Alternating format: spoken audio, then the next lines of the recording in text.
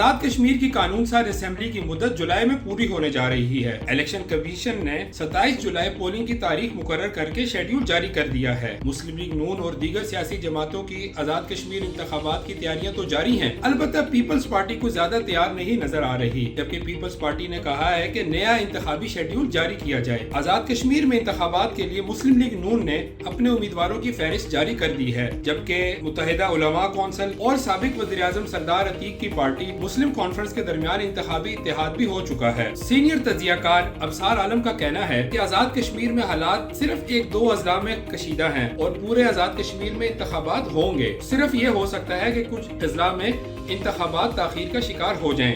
دوسری جانب تجزیہ کار احمد ولید کا کہنا ہے کہ پیپلز پارٹی عوامی ایکشن کمیٹی کے لیے نرم رویہ اس لیے اختیار کر رہی ہے کیونکہ وہ چاہ رہی ہے کہ اس کا ووٹ بینک بڑھ سکے۔ تجزیہ کاروں نے کیا کہا، یہ جاننے کے لیے وی نیوز کی ویب سائٹ کا وزٹ کیجیے۔